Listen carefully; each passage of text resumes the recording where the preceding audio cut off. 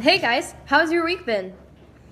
Man, what a week. Mr. Jones has been trying to get us ready for our stage test. He is covering stuff I know he didn't show us back at the beginning of the year. I know what you mean. That test he gave us today probably will get me grounded when he sends it home. If Katie had not helped me, I think they would have put me back 2 grades. The stuff is hard. That is really great that you and Katie are able to work together. Her brother is coming to church and he is really good with all the lessons. Anna, Riley is right. Thank you for being willing to reach out to Katie and her family to invite them to church, because you did what Jesus told you to do, and that whole family is now part of our fellowship. Just hang in there with your schoolwork, guys. I know what you're studying seems hard, but if you stick with it, you'll get it. I'm not so sure, Miss Ashley. The only class I'm not having to work real hard is my Spanish class. What are you looking at me that way for? You have to take Spanish. They make us all take it even if we already speak Spanish. And Spanish. We have so many Hispanic families in our area that we would like to minister to. We would love to be able to speak to them in their heart language, and I think you can help. Our Annie Armstrong theme this year encourages us to dream bigger and reach out to people who need to hear the gospel. Our what? Who is Annie Armstrong, and why does she have a theme? Great question, Zoe. Each year, we honor the life and work of Annie Walker Armstrong. She lived from 1850 to 1938. At Easter time, we give an annual offering for North American missions named after her.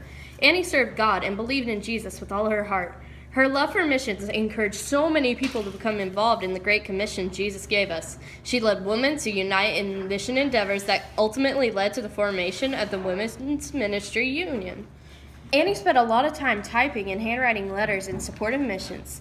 Her letters were filled with the conviction that more could and should be done in our mission efforts. In 1893 alone, she wrote almost 18,000 letters. Annie also never hesitated to use her hands to reach out, to hug a child, or distribute food and clothing and the word of God to those in need. Most important, she was a woman of prayer who prayed for the missionaries and for those who they were helping discover Jesus. Annie rallied churches to give more, pray more, and do more for reaching people for Jesus. Wow, she sounds like a great lady. You know, we have some ladies in our church that sound a lot like Annie Armstrong.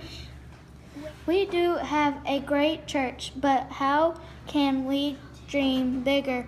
How can we reach out to people who... Great question, Riley. Our theme this year is whatever it takes. The problem is that so many people are not involved in any church. We have to dream bigger than just reaching out to people like us. We have to look for ways to take the gospel to them. Is that what Team Kids video are about?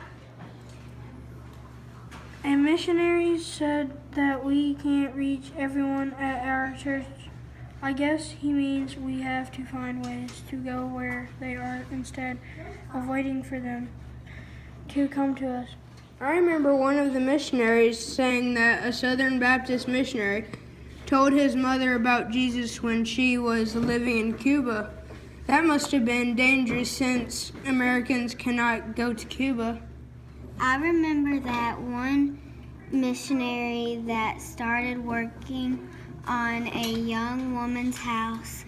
As they worked on the house, they got to know her and she came to know Jesus.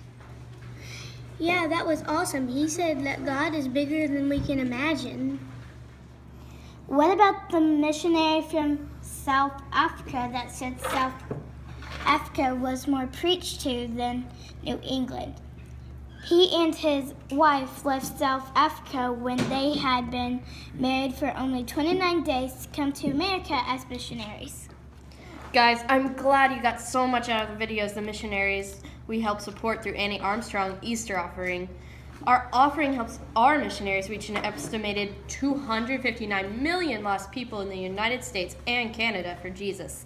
And that is 3 out of every 4 people. Wow, I didn't know there were that many lost people in North America. That means that a lot of people we go to school with and play sports with don't know Jesus.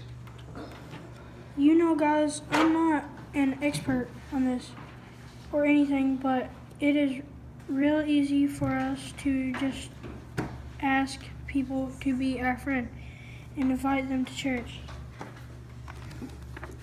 Jordan, you really showed us how to be the hands and feet of Jesus. I know you were so scared to talk to Katie, but God really blessed what you did. You are all right. Our missionaries do a lot of great work. But did any of you notice what all of them did to share Jesus in their community? Weren't they all?